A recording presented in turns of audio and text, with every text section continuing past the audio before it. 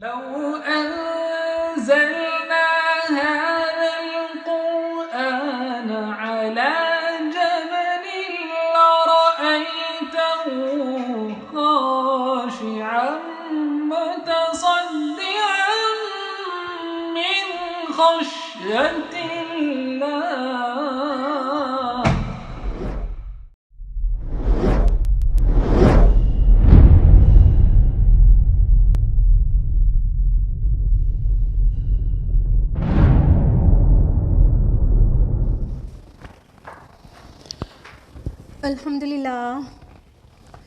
अल्हम्दुलिल्लाह रब्बिल आलमीन वस्सलातु वस्सलामु अला रसूलिहिल करीम व अला आलिहि व अस्हाबिहि अजमईन अम्मा बाद वअऊज़ु बिल्लाहि मिनश शैतानिर रजीम बिस्मिल्लाहिर रहमानिर रहीम शहर रमज़ान अल्लज़ी उन्ज़िला फ़ीहिल क़ुरआन हुदल लिन्नास व बय्यिनातिम मिनल हुदा वल फ़ुरक़ान। बिस्मिल्लाहिर रहमानिर रहीम रब्बिश्रह ली सदरी व यस्सिर ली अमरी वहलुल उक़दतम मिन लिसानी यफ़क़हू क़ौली। मेरे अज़ीज़ सामिआत, दर्स क़ुरान मजीद में आप सबका खैर मक़दम है। अस्सलामु अलैकुम व रहमतुल्लाहि व बरकातुहू। कैसे आप सभी लोग? एनर्जी लेवल बहुत लो है सबका। खैरियत से हैं आप लोग?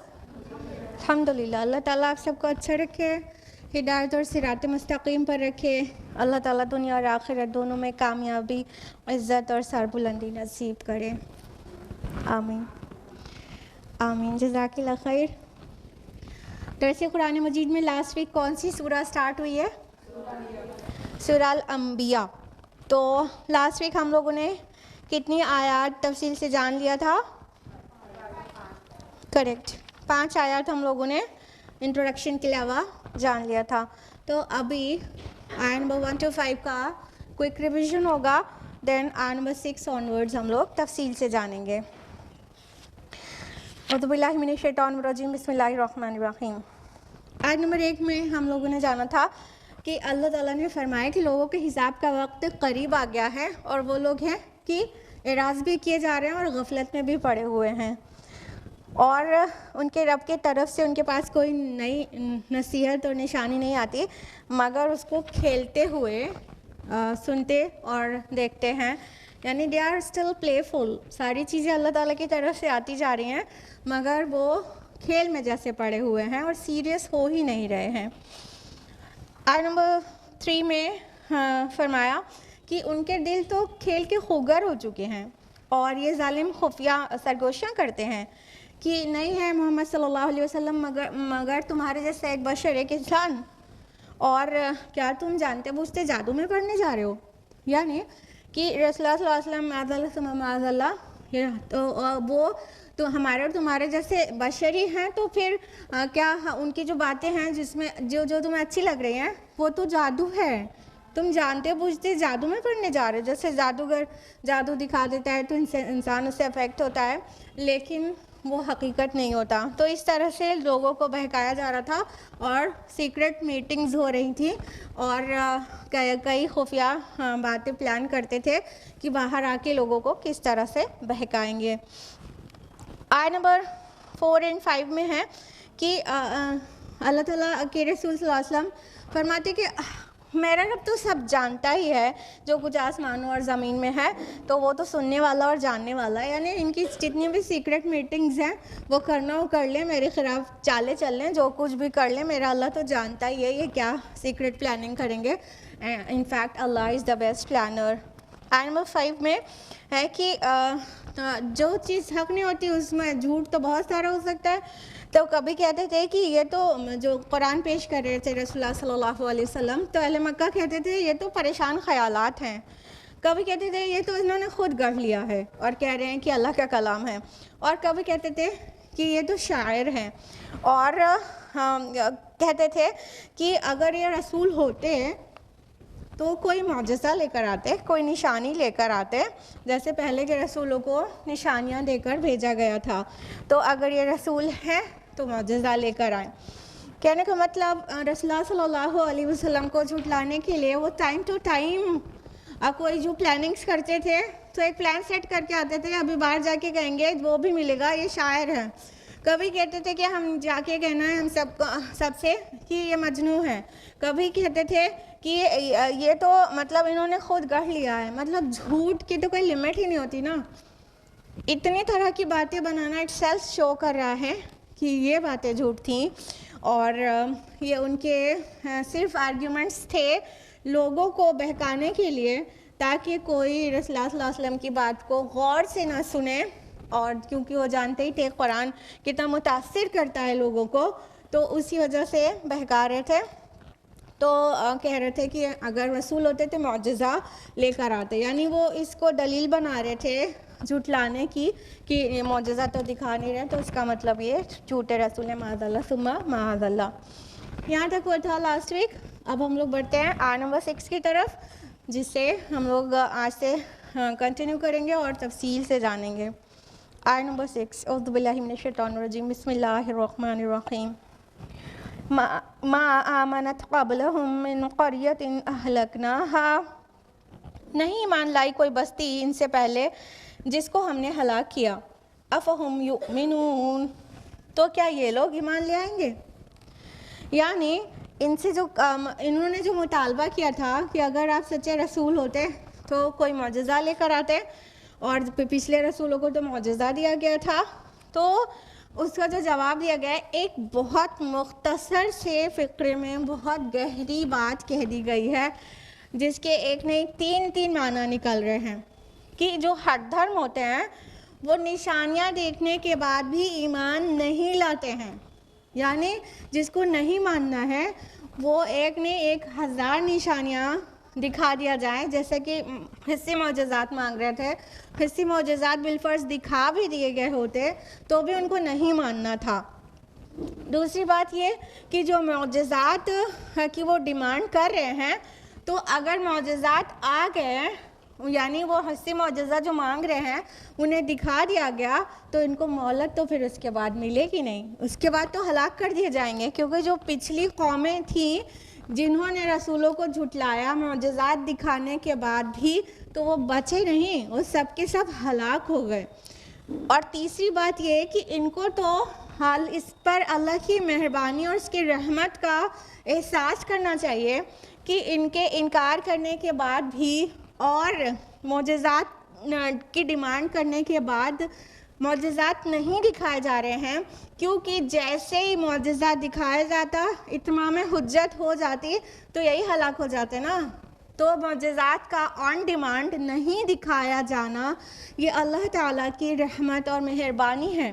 तो इसलिए ये मौजज़ात की डिमांड जो कर रहे हैं वो करने के बजाय पिछले कौमों को देख लें, उनको मौजज़ात दिखाए गए थे तो कौन सा वो ईमान ले आए थे। अफ़हुम युमिनून, जो ये लोग ईमान ले आएंगे।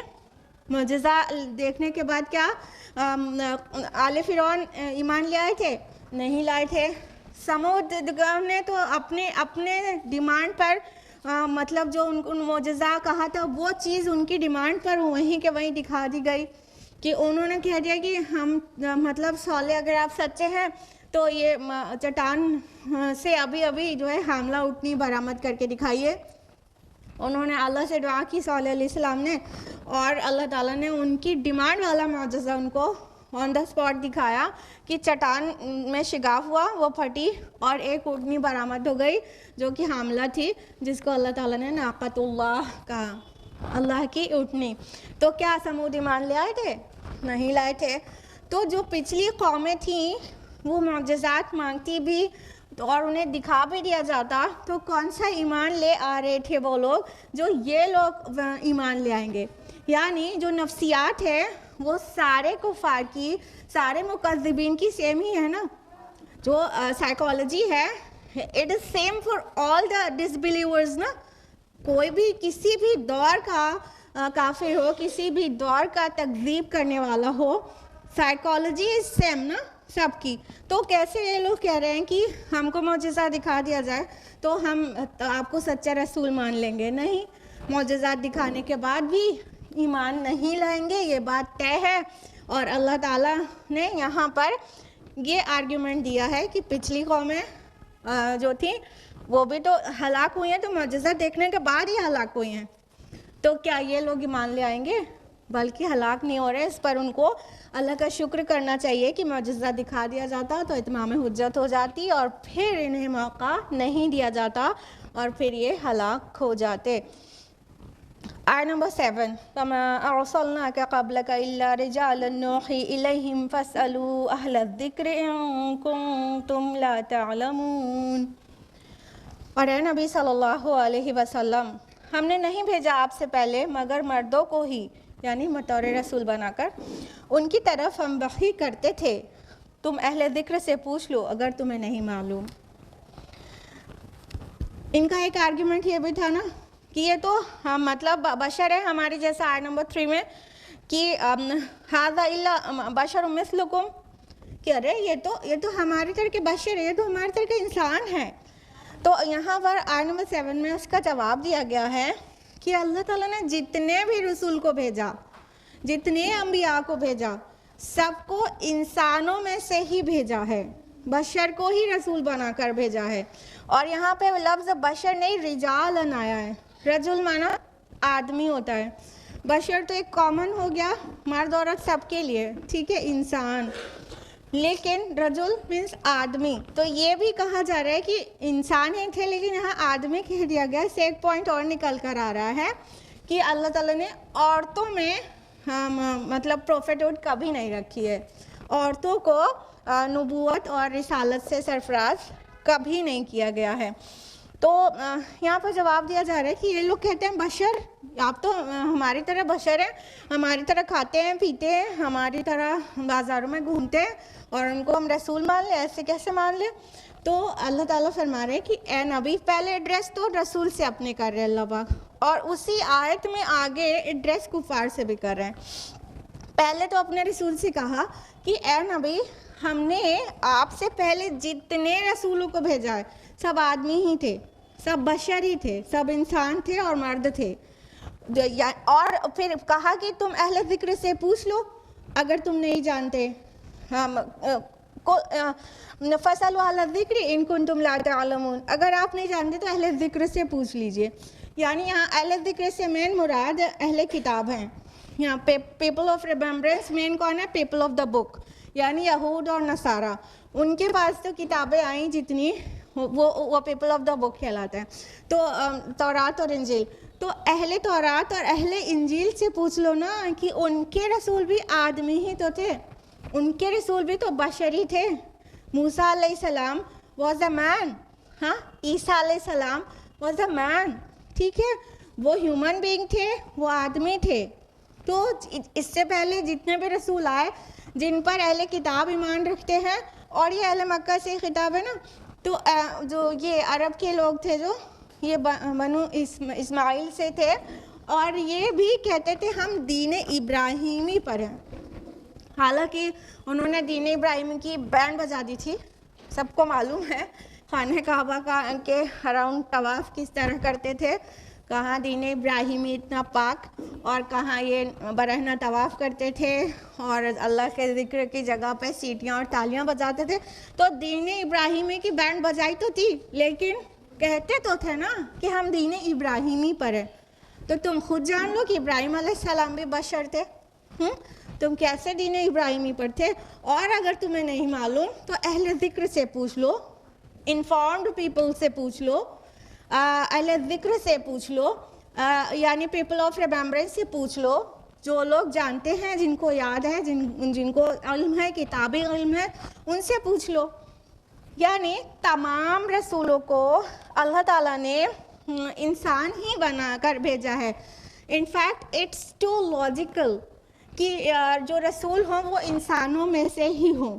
अगर रसूल फ़ौक़ुल बशर होते, मतलब something different to human being होते, तो ये मान लीजिए फ़रिश्ता होता, कोई और जिन्स का कोई पर्सनालिटी होती, फ़रिश्ता होता कोई, या कोई और जिन्स के होते, तो क्या कहते हैं इंसान? इन्हें क्या पता कि औलाद मर जाती है तो कितनी तकलीफ़ होती है, इन्हें क्या पता कि बीमार होने से कैसा फील होता है। यही तो बोलना था, यही तो बोलना था। तो रसूलों को जिनकी हिदायत के लिए भेजा गया उन्हीं की जिन्स में से सेलेक्ट किया गया, ताकि वो सारे बशरी तकाज़ों को वो ख़ुद महसूस करें और अपनी ज़िंदगी को गुजार के दिखाएं कि हाउ टू लिव लाइफ।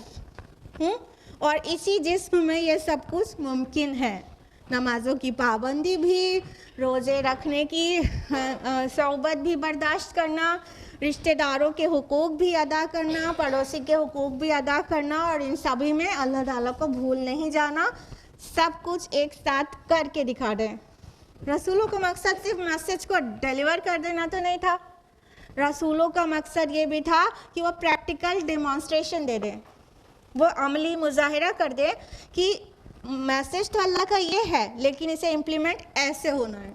तो अगर वो इम्प्लीमेंट करने वाला और अमली मुजाहिरा करने वाला शख्सियत अदर दैन ह्यूमन होती, तो फिर उनकी एक नई दलील होती ना रोज़ आखिरत कि अल्लाह पाक वो तो जानते ही नहीं, तो वो तो फरिश्ता था, जो रसूल आपने भेजा था वो तो फरिश्ता था, वो हमारे तकाज़ों को समझता ही नहीं था, तो उसके लिए पॉसिबल था, हमारे लिए नहीं था।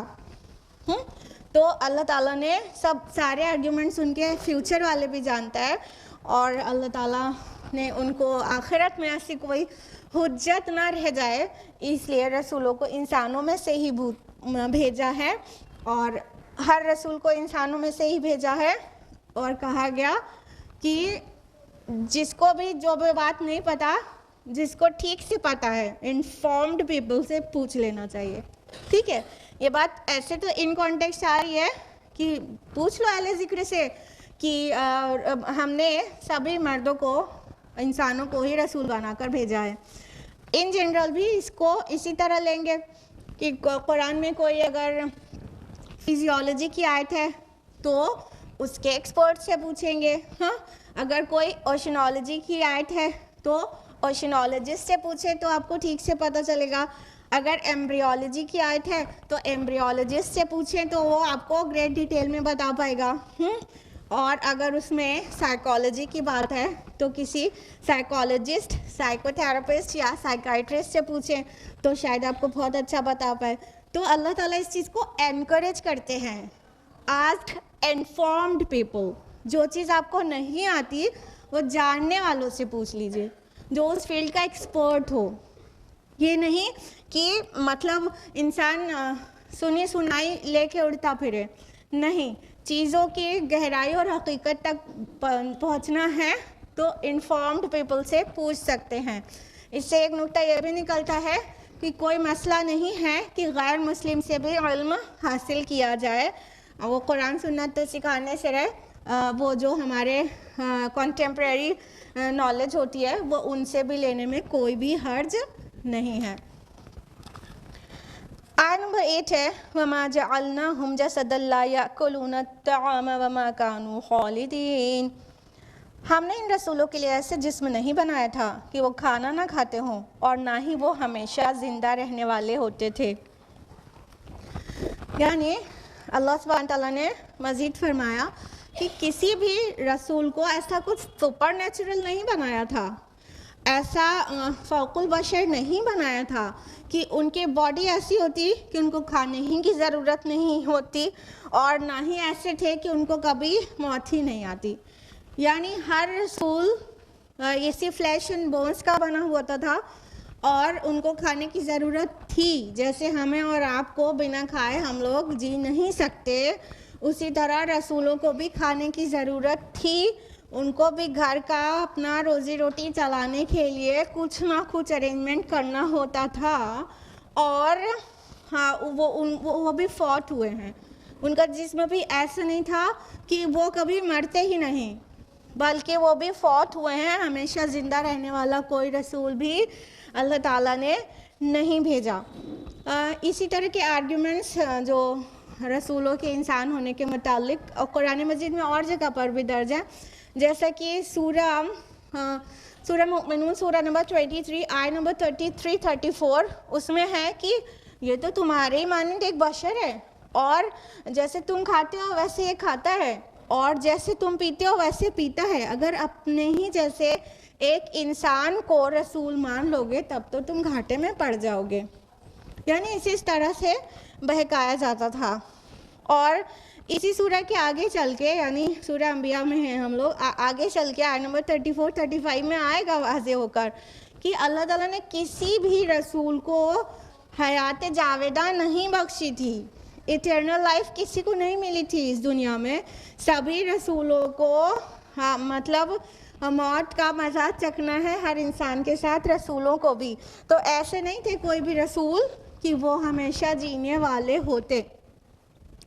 यहाँ से एक नुक्ता और निकल कर आता है, वो ये कि यहाँ पे रसूलों के लिए जो पूरी दुनिया के सारे इंसानों में सबसे हाई पोस्ट पर होते हैं, ठीक है, रसूलों के लिए कहा गया हमने उनका ऐसा जिस्म नहीं बनाया था कि वो खाना ना खाते हों। तो जो खाना पीना छोड़ दे और मतलब मुराकबा कर रहा है और सख्त टाइप की इबादत और रियाजत कर रहा है, ये कोई एनकरेज करने वाली बात नहीं है। ठीक है, ये कोई एनकरेज करने वाली बात नहीं है कि कहें कि फ़लाँ तो कितने दिन तक खाना ही नहीं खाया, बस इबादत में एक पैर पे खड़े थे। तो ये कोई महान बात इस्लाम इसको कंसीडर नहीं करता। रसूलों के लिए कहा है कि उनको खाने की ज़रूरत थी, मतलब खाना खाया जाना कोई आपको लेवल डाउन नहीं करता। खाना तो छोटी चीज़ है, समझ लीजिए। निकाह करना और स्पाउस के साथ रिलेशन बनाना वो भी प्रॉब्लमेटिक नहीं है। इनफैक्ट एक हदीस में तो ये तक आता है कि वो भी सदका है। क्यों सदका है भाई? क्योंकि अगर अपनी बीवी के पास नहीं गए होते तो किसी कहीं और चले जाते तो गुनाह तो हो जाता ना। तो अपनी बीवी के पास गए तो गुनाह से बचे ना, तो वो भी सवाब और सदका है। तो इस्लाम ये है, इस्लाम आपके जज्बात, एहसास, basic needs, bodily needs, soul की नीड्स, मेंटल नीड्स किसी को भी सप्रेस नहीं करता और उसको एनहिलेशन नहीं करने देता। यानी आपके सेल्फ का एनहिलेशन नहीं बोलता इस्लाम, क्या बोलता है? सेल्फ कंट्रोल करने को, कि अपनी जो भी नीड्स हैं और जो भी आपके जो अंदर के एहसासात, ख्वाहिशात हैं, उसको बस जायज़ की लिमिट में लिमिट करो, जायज़ की हद में महदूद करो, बस ये करना है। तो खाना खाना या शौहर बीवी का ताल्लुक़ कायम करना कुछ भी इस्लाम में डिस्करेज्ड नहीं है। और यहाँ पर एकदम वाज़े भी ये भी मिल रहा है कि वो हमेशा ज़िंदा रहने वाले नहीं होते थे। या अगर रसूलों के मुतालिक और चाहे खाली आखिरी रसूल के मुतालिक ये अक़ीदा रखा जाए कि उनको मौत नहीं है, पर्दा कर गए हैं, मौत नहीं बोलो, फौत नहीं बोलो, इंतकाल नहीं बोलो, तो ये बेबुनियाद बात है। अल्लाह ताला कह रहे हैं हमने किसी भी रसूल को ऐसा बनाया ही नहीं कि उन्हें फूड की नीड ना हो या उनको हयात जावेदा दी हो, कभी मौत ही ना आए उनको। यानी सबको खाने पीने की भी ज़रूरत थी और सबकी लाइफ एक लिमिट में ही थी, और उसके बाद सबको मौत का मज़ा चखना था, वो चखा। और आइंदा भी अब रसूल तो नहीं आएंगे, इंसानों में से जो भी इस दुनिया में आ रहा है या है वो सबको मौत का मज़ा चखना है। आयत नंबर 9, सुम्मा सदक़नाहुमुल वअद फ़अन्जयनाहुम वमन नशा। फिर हमने उनके साथ किया गया वादा सच्चा कर दिखाया, फिर उन्हें और उनके साथ जिसे चाहा नजात दी। व अहलकनल मुस्रिफीन, और हद से बढ़ने वालों को हमने हलाक कर दिया। अब अल्लाह ताला फरमा रहे हैं कि देख लो उसका नतीजा क्या निकलेगा, उस पर गौर करो। तुम खाली रसूल की तकज़ीब किए जा रहे हो।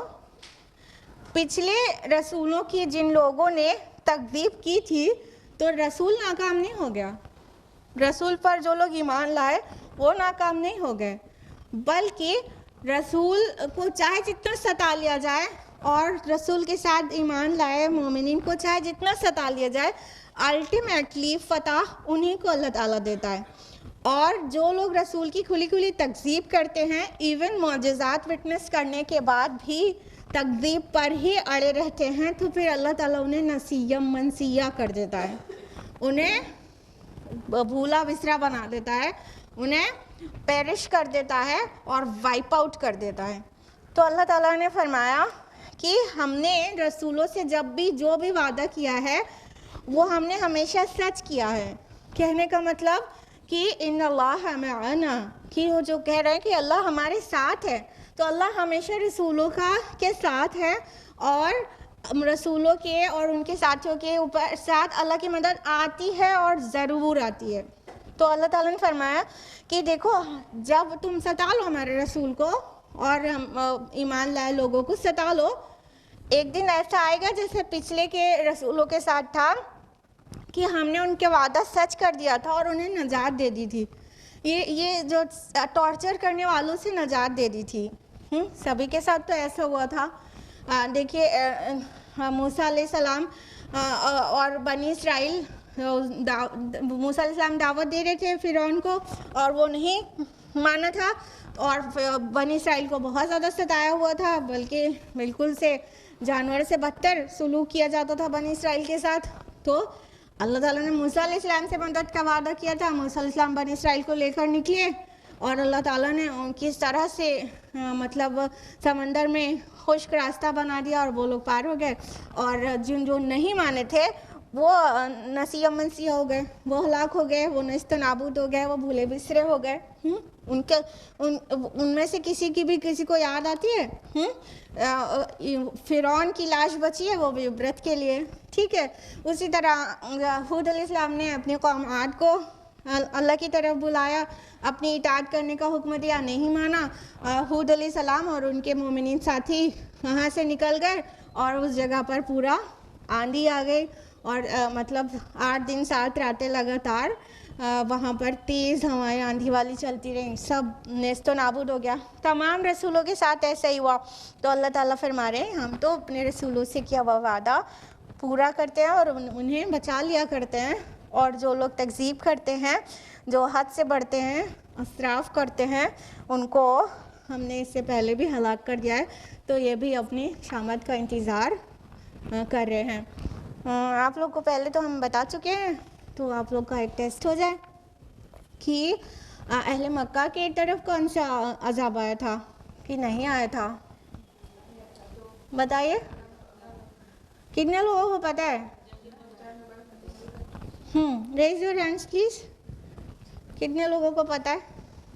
अच्छा, कम लोगों को पता है। रेगुलर कम लोग रहते हैं क्या? नहीं, माशाल्लाह, ठीक है, पता चल गया। रेगुलर रहने वालों को पता है, अल्हम्दुलिल्लाह। वैसे और लोग भी रेगुलर रहते हैं लेकिन वो लोग भूल गए हैं।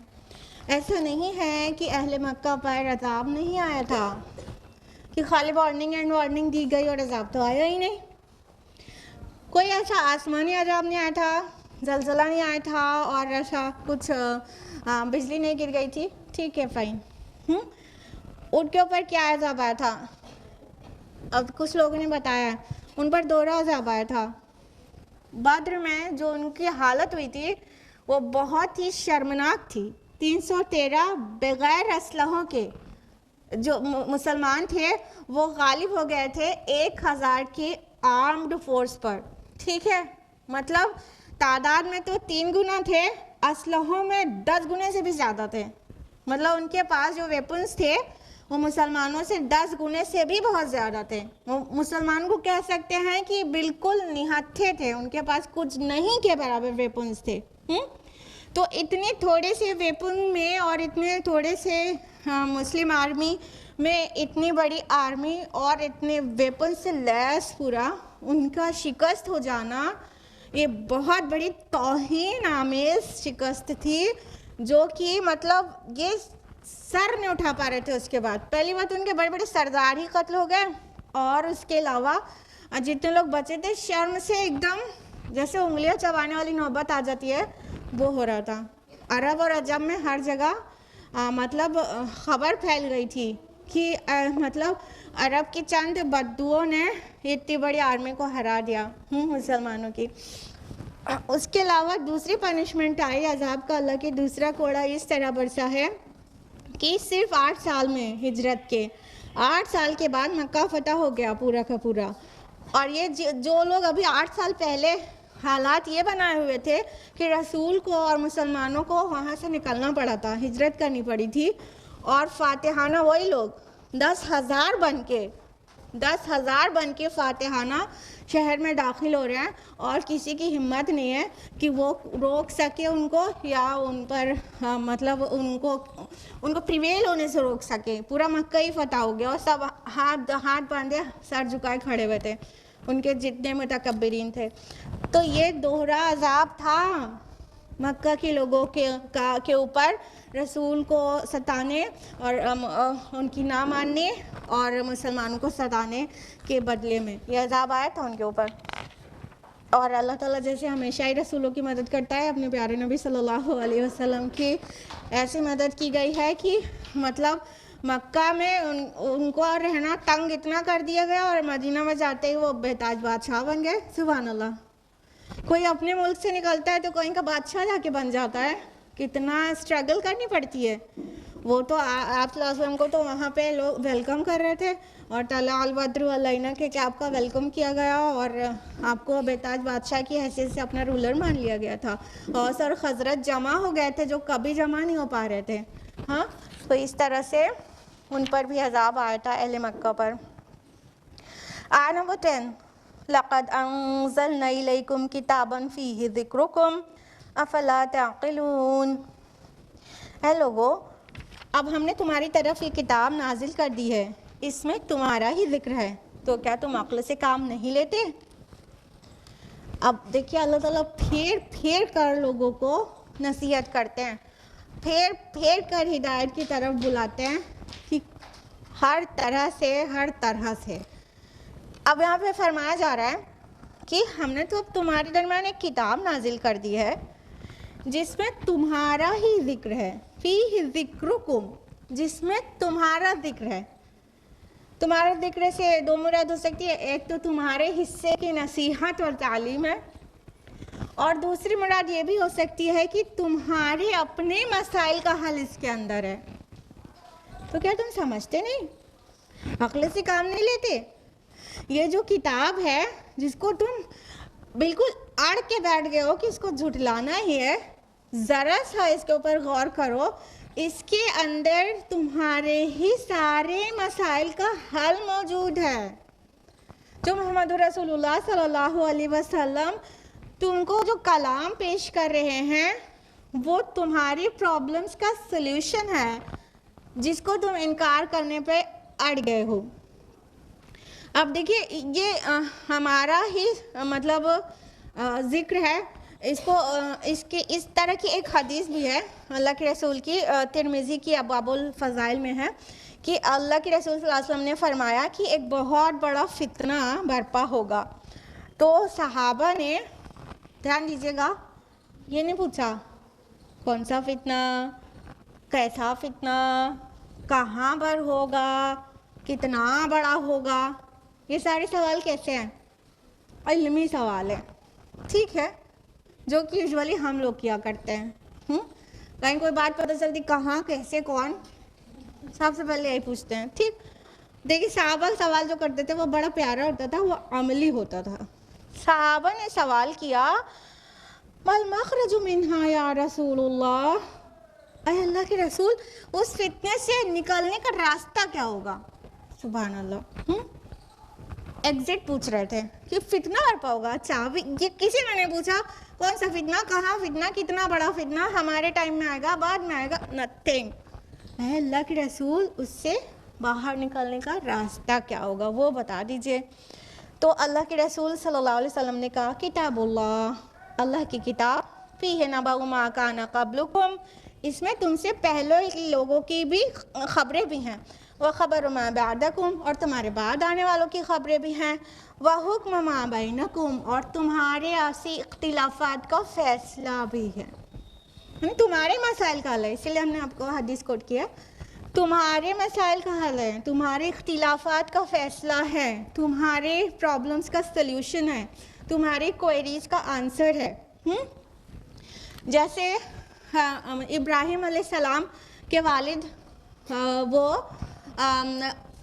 मुशरिक थे, आज भी कोई इब्राहिम इंसान मुसलमान खड़ा हो सकता है जिसके एल्डर्स जो हैं वो गुमराह हों, लेकिन उसको किस तरह अपना फर्म डिटर्मिनेशन दिखाना है उसको इब्राहिम अलैहिस्सलाम से सीखना होगा।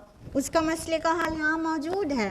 हाँ, मोहम्मद रसूलुल्लाह सल्लल्लाहु अलैहि वसल्लम की अबू लहब कितना तकज़ीब कर रहा था और कितना आपकी फैमिली को परेशान कर रहा था, जबकि सगा चचा था। ठीक, तो अबू लहब का सत्यानाश हुआ ना, रसूलुल्लाह और उनकी फैमिली महफूज थी सल्लल्लाहु अलैहि वसल्लम। तो आज भी हमारे पड़ोस में कोई ऐसा हो सकता है, हम हक पर हो उसे ना हजम हो, हाँ, तो वो परेशान करेगा, लेकिन हमें साबित कदमी दिखानी होगी कि अल्टीमेटली मदद अल्लाह की हमारे पास आएगी। तो इस तरह कितनी भी तरफ आप देख लें कि कौम लूत अलैहिस्सलाम हक की तरफ बुला रहे थे और एकदम गंदी चीज़ से उनको रोक रहे थे, होमोसेक्सुअलिटी, लेकिन वो नहीं मान रहे थे। अजाब उन पर आया जो होमोसेक्सुअल्स थे, जो लूत अलैहिस्सलाम की बात नहीं मान रहे थे, और लूत अलैहिस्सलाम और उनके फैमिली और उनकी बेटियों को अल्लाह ताला ने बचा लिया। तो आज जो कंट्रीज़ होमोसेक्सुअलिटी लीगलाइज कर रही हैं, तो वो अपनी शामत बुला रहे हैं। तो हमारे सारे मसाइल का हल इस कुरान मजीद में मौजूद है। उसके अलावा जितनी छोटी छोटी सी चीज़ें लोगों को नहीं पता रहती, कुरान में तो साफ साफ आयात हैं। कहती तलाक की इद्दत कितनी होगी, अल्लाहु अकबर, कुरान में मौजूद है। कुरान उठा के पढ़ा होता तो पता होता। अच्छा, ये महर देना फ़र्ज है क्या? कुरान जवाब देगा, आपके सारे मसाइल का हल कुरान में है। तो ये जितने भी हमारे लॉ कॉन्स्टिट्यूशन हो, चाहे हमारे सोल के लिए कुछ हमारे इश्यूज़ हों, हमारे दिल को कैसी तस्कीन मिलेगी? अला बिज़िक्रिल्लाहि तत्मइन्नुल क़ुलूब। हमारे सारे मसाइल का हल इस किताब में है। इसीलिए तो ये किताब नहीं है, एक किताबे नेस्त चीज़ दीगर अस्त। ये किताब नहीं है, ये कोई और ही शय है। अल्लामा अकबर हार के ये कह उठे। कहने का मतलब एक ही किताब में कितनी सारी चीज़ें, मतलब हाउ इट बिकेम पॉसिबल, दिमाग हैरान हो जाएगा और लौट के यहीं पर आएगा सुभान अल्लाह, बस अल्लाह आप पाक हैं, ये आपका ही कलाम हो सकता है। तो ये किताब जो है, ये कहने को तो एक किताब है, दाल कल किताबुल ला रैब फीह, लेकिन एक किताब में, दुनिया की किसी भी एक किताब में इतनी सारी चीज़ें तो है ही नहीं। आप लोग देखते होंगे लॉयर्स, किसी के घर में ही लॉयर्स होंगे और कोई लोग लॉयर्स को विज़िट करते होंगे, किया है ना सबने। लॉयर जो होते हैं उनके घर में, ऑफिस में छोड़ दीजिए, उनके घर में कितनी किताबें आपको दिखती हैं कानून की। हाँ, पूरा घर बिल्कुल जैसे बीवी से तो झगड़ा ही होता रहता होगा कि हद होती है, मैं कितना मैनेज करूं, हर वक्त बुक्स और नई चली आ रही होती है आपकी, हर वक्त न्यू बुक्स आ रही होती है। सिर्फ लॉ के लिए इतनी किताब होती है, यानी इंडियन कॉन्स्टिट्यूशन डील करने के लिए इतनी किताबें होती हैं। यहाँ पूरे ग्लोब के लिए कॉमन कॉन्स्टिट्यूशन है, सिर्फ एक किताब है। और ये सिर्फ कॉन्स्टिट्यूशन नहीं है, हमारा ईमानी मसला भी इसी से हल होने वाला है, उसका भी सोल्यूशन है। हमारे रूहानी मसला का भी सोल्यूशन यही है, हमारे फैमिली इश्यूज़ का भी सोल्यूशन यही, छोटी बात बड़ी बात सब कुछ। तो इसलिए इसको पढ़ो तो, इसको समझो तो, फ़ी ज़िक्रुकुम, इसमें तुम्हारा ही जिक्र है। अब फ़ी ज़िक्रुकुम को एक और तरह से भी समझ सकते हैं, वो ये कि जब इंसान इस किताब को पढ़ता है, आप लोग सही होंगे तो बोलिएगा सही बोल रहे हैं, गलत होंगे तो बोलिएगा गलत बोल रहे हैं। जब इस किताब को आप पढ़ते हैं तो ऐसा नहीं लगता कि मेरी फितरत की आवाज़ है, ये जो कुछ कह रहा है यही तो मुझे भी अच्छा लगता है, जो अच्छा कह रहा है, और जिस चीज़ को बुरा बता रही है ये किताब, वही तो मुझे भी बुरा लगता है। हाँ, बिल्कुल इंसाफ वाली बात है इसमें। ये तो मेरी फितरत की आवाज़ है, ये तो अंदर की कोई चीज़ बाहर निकल के आ गई है, ऐसा नहीं लगता? लगता है?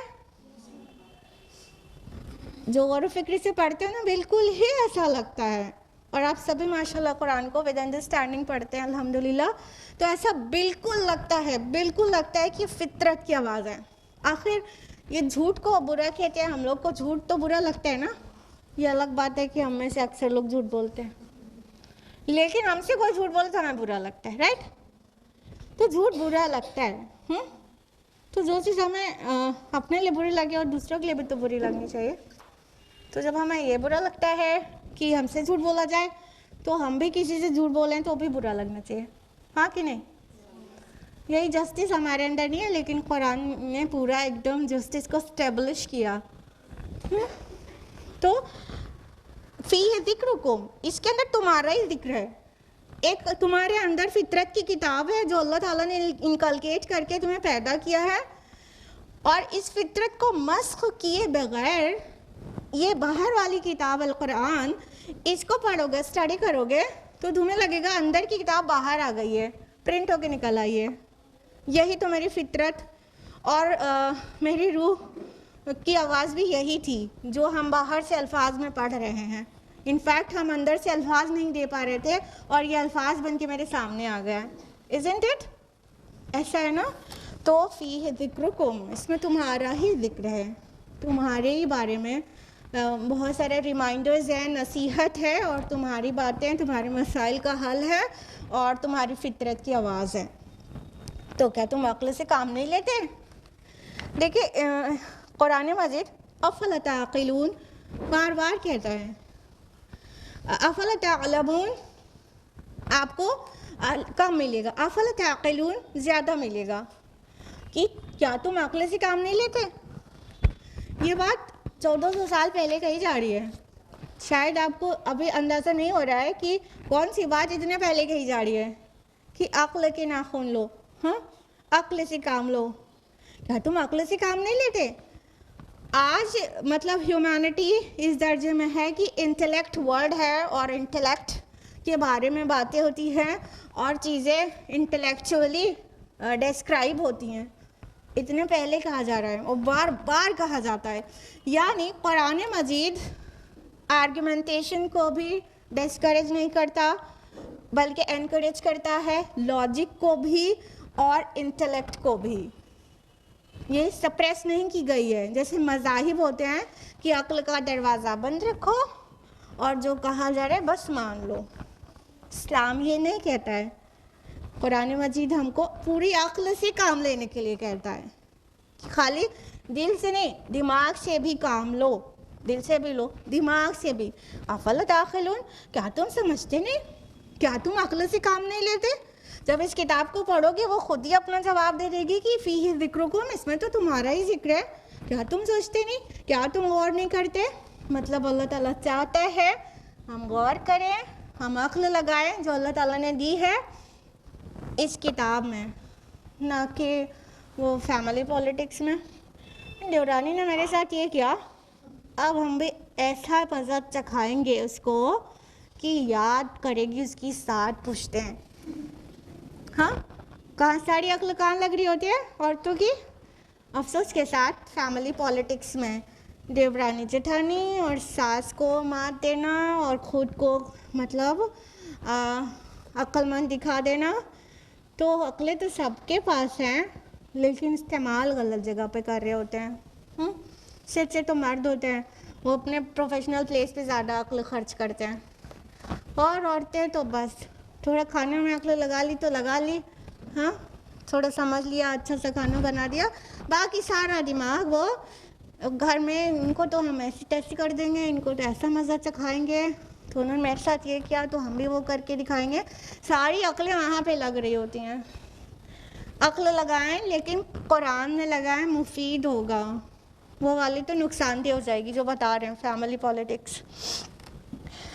आयत नंबर 11 है, वकम कसमना में क़रियतिन कानत ज़ालिमा, और कितनी ही बस्तियों को हमने पीस डाला था जो जालिम थी। फ़अंशअना बअदहा क़ौमन आख़रीन, और फिर उनके बाद हमने उठा खड़ा किया दूसरी कौमों को। यानी ये अहले मक्का, ये ना पिद्दी का शोरबा, इससे पहले भी और कौमें थीं, जो इनसे ताकत और माल और असबाब सब में ज़्यादा थी, लेकिन वो जालिम थी। उन्होंने अपने ऊपर जुल्म किया था, अल्लाह ने उन पर जुल्म नहीं किया, उन्होंने अपनी जानों पर जुल्म किया था।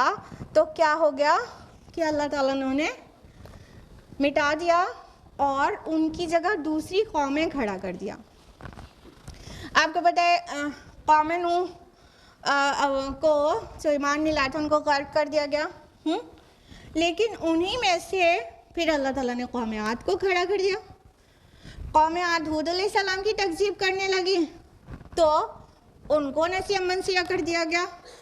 उन्हीं में से बाद जो लोग बच गए यानी ईमान वाले, उन्हीं में से कौम समूद को खड़ा कर दिया। तो इस तरह एक कौम से दूसरी कौम अल्लाह ताला निकाल देते हैं। इन ततवल्लो यस्तब्दिल कौमन गैरकुम सुम्मा ला यकूनु अमसालकुम। सूरह मोहम्मद सूरह नंबर 47 आयत नंबर 38। अल्लाह ताला कहते हैं अगर तुमने पीठ दिखाई तो हम तुम्हारी जगह दूसरी कौम ले आएंगे, फिर वो तुम्हारी तरह नहीं होगी। तो अल्लाह ताला के लिए ये काम बहुत आसान है। इट्स सो ईजी फॉर अल्लाह सुब्हानहू व तआला कि एक को पेरिश कर दे और दूसरे से उसको रिप्लेस कर दे, दूसरी कौम खड़ा कर दे। अहले मक्का तक अपना दिमाग ना घुमाएं आप लोग। ठीक है, वो लोग भी तकज़ीब कर रहे थे हमारे रसूल सल्लल्लाहु अलैहि वसल्लम की, और उनको वार्निंग दी गई कि अल्लाह ताला के लिए तो ये काम बहुत आसान है कि पहले जो भी बस्तियाँ जुल्म करती रहे उनको मिटा के वहीं पर उसी सरजमीन पर दूसरी बस्ती ला देते, जबकि वो उस वक्त तो एकदम बर्बाद हो चुकी होती वहाँ की सरजमीन। हमको अपने लिए भी सोचना चाहिए। एज सच मुस्लिम उम्मा तो लास्ट उम्मा है, अब इसकी जगह कोई नया प्रॉफिट की उम्मा नहीं आ जाएगी, लेकिन हर एरा के लोग अपने आप को अल्लाह ताला और अल्लाह के रसूल की फरमाबरदारी में दे दें, सरेंडर हो जाएं और वो करें जो अल्लाह और रसूल ने हुक्म दिया, और वो नहीं करें जो उसने हुक्म नहीं दिया।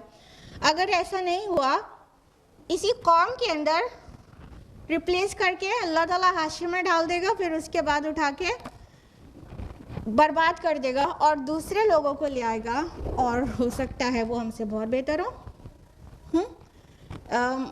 पासबा मिल गया एक काबे को सनम खाने से ना, तो ऐसा भी तारीख ने देखा है। आज यहाँ जिस कौम को मुशरिक कह रहे हैं, इनको अल्लाह ताला ईमान की तौफीक दे दे, और हम जो गारंटीड ईमान लिए घूम रहे हैं क्योंकि पैदा ही मुसलमान के घर हो गए तो बड़े गारंटीड ईमान वाले हैं, आमाल हमारे सौले नहीं हैं, तो अल्लाह ताला वाइप आउट कर दे सबको।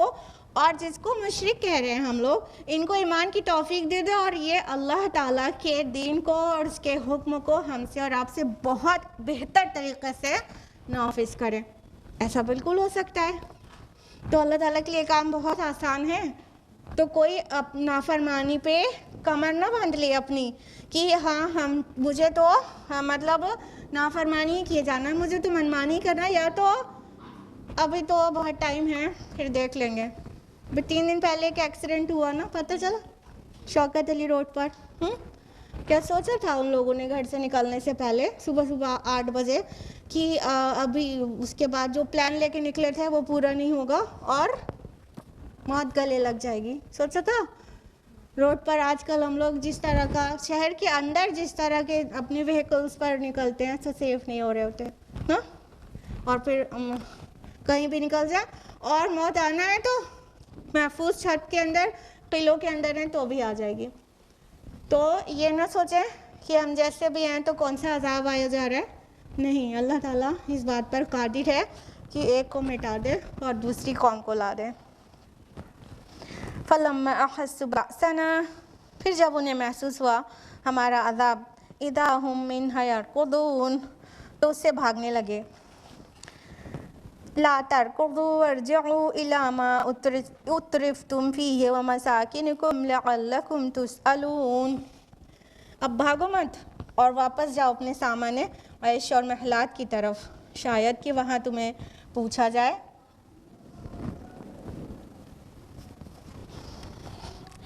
अल्लाह ताला ने आगे फरमाया कि जब अजाब एकदम सर पे आ जाता था किसी कौम के, उनको महसूस होने लगता था कि अब तो गए, अजाब को देख लिया, मतलब अगर उन्हें आंधी के अज़ाब से डराया गया था तो आंधी चलने लगी और वो तेज़ हो गई, या तो उनको बिजली गिरने से डराया गया था और वो मौसम और वो हालात आ गए कि बिजली चमक रही है, अब कुछ भी हो सकता है।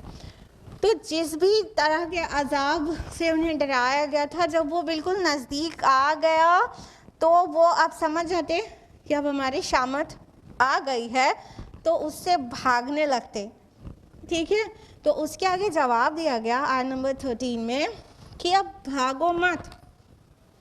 मतलब कि आंधी चल रही है तो कहाँ जाए, जलजल आ रहा है तो कहाँ ओपन में चले जाएं, आंधी चल रही है तो कहाँ बचा लें, फ्लड आया जा रहा है तो कहाँ निकल जाएं, ऊंचाई पे पहुंच जाएं। तो अल्लाह ताला ने फरमाया नहीं, भागो मत। ला तरकुदू, आयत नंबर 12 में आया यरकुदून। रकदा रनिंग को कहते हैं पुरानी अरबिक न्यू अरबिक में, उल्टे पैर भागने को कहते हैं, एड़ियों के बल पलट के भागने को कहते हैं। ठीक है, तो अल्लाह ताला फरमाते नहीं नहीं भागो मत। और तंजिया कहा जाता है, अरे रे तुम जाओ ना अपने सामान्य आयश की तरफ, अपने कासल्स की तरफ, अपने बहुत सारे महल की तरफ, शायद कि वहाँ तुम्हें पूछा जाए। मतलब ये एक तंज है कि हो सकता है वो जो तुम्हारे खुद्दाम तुम्हारे आगे हर वक्त ट्रे लेकर घूमते रहते हो, वो शायद है कि तुमसे पूछें कि सर कुछ पानी दूँ क्या, सर कुछ अल्कोहल दूँ क्या, सर वाटर चाहिए क्या, जूस चाहिए क्या, जाओ जाओ अपने महलात की तरफ जाओ, वहाँ शायद तुम्हारी खातिर के लिए कोई खड़ा हो।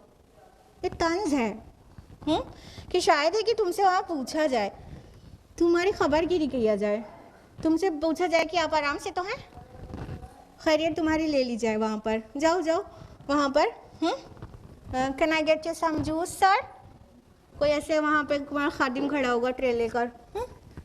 तो ये इस तरह से तंजिया उनको कहा जा रहा है कि नहीं नहीं आप कहाँ भाग रहे हो, इन्हीं महलात और अपनी जो खुफिया मीटिंग्स करते थे वो इन्हीं जो है अपने महलात में करते थे ना। ये कासल्स, ये तुम्हारे बहुत सारे बंगलो और ये तुम्हारे बहुत सारे ऑफिसेस इतनी आलीशान बने रहते हैं। देखते हैं ना आप लोग न्यूज़ में कि ये जो पॉलिटिशियंस होते हैं कि मतलब जहाँ से गुजरते भी हैं तो पूरा उनका रेड कारपेट और कितना शानदार वो रास्ता भी सजा दिया जाता है। हाँ, तो चलो जहाँ खुफिया मीटिंग्स किया करते थे ना अल्लाह ताला के ख़िलाफ़, जाओ जाओ वहाँ जो भाग कहाँ रहे हो। जब ज़लज़ला आता है तो पीएम जो है अपने खुदाम को थोड़ी बुलाता है ताली बजा के आओ मुझे ले चलो, भागते ना उल्टे पैर सब लोग, कोई भी कितना अमीर बादशाह हो चाहे वो पीएम सीएम हो, भागेगा खुद से ना। तो अल्लाह ताला कह रहे नहीं अब मत भागो, जाओ जाओ अपने ऐश वाले में, जहाँ मेरे ख़िलाफ़ प्लानिंग्स करते थे, मेरे रसूल के ख़िलाफ़ प्लानिंग्स करते थे, उन शानदार महलों में और उन्हें ऑफिसेज में जाओ, शायद तुम्हें कुछ ड्रिंक पूछा जाए तुम्हारे, या तुम्हारी खैरियत पूछ लिया जाए कि सर पैर में तेल लगा दूँ क्या, जाओ जाओ वहाँ जाओ। इस तरह से अल्लाह ताला ने नाराज़ होकर तंज किया। आयत नंबर 14 में है क़ालू या वैलना इन्ना कुन्ना ज़ालिमीन, उन्होंने कहा हाय हमारी शामत, हम तो खुद ही जालिम थे।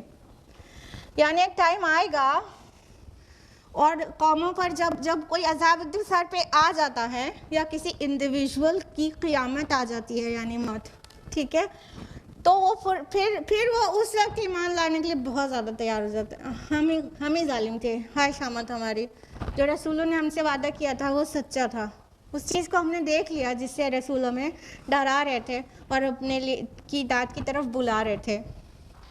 फिरऔन जैसा जालिम जिसको कुरान ने बार बार कहा कि वो सरकश हो रहा था, वो डूबने लगा था, तो कहता है कि हाँ है अब मैं बनी इसराइल के अल्लाह पर ईमान ले आया, बनी इसराइल के रब पर। हाँ, तो फिरऔन जैसा सबसे बड़ा जालिम तो टायरेंट किंग, उसने डूबते वक्त ईमान का इजहार किया, जबकि सबको पता है हम सबको कि मरने से ठीक पहले वाला ईमान कबूल नहीं होता है।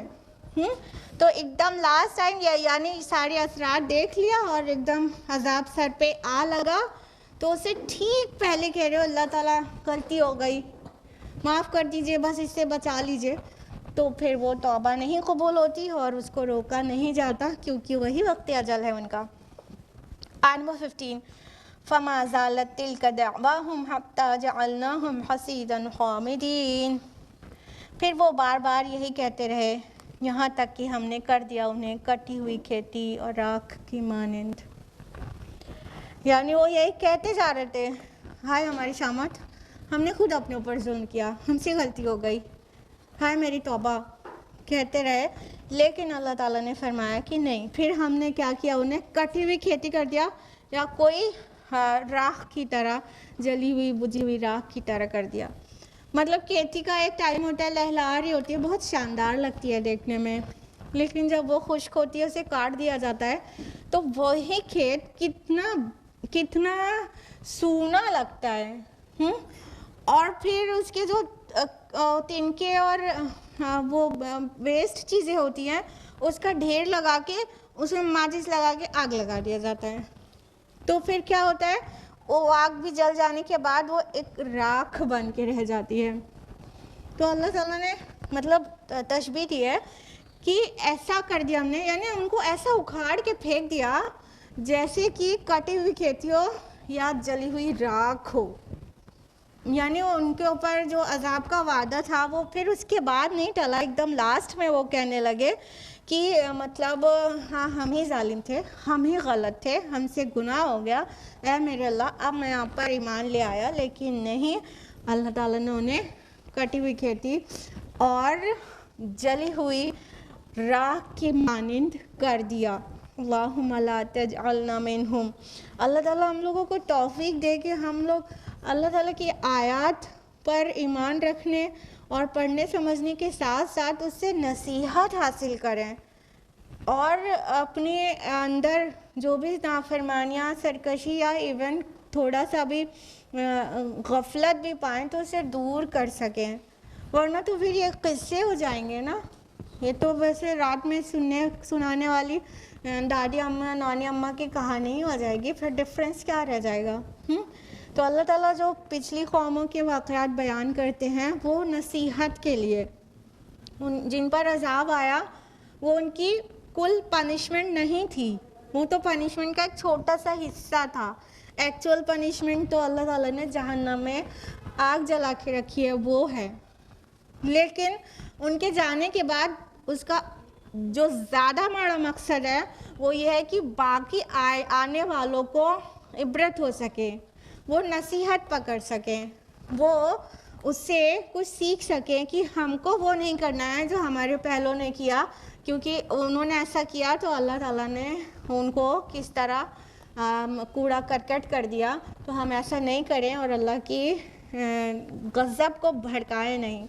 तो मकसद है ये, इसलिए कुरान में पिछली कौमों का तज़किरा बहुत अच्छा खासा है ताकि इंसानियत को नसीहत हो और वो बाज आ जाएं अल्लाह और उसके रसूल की नाफरमानी से।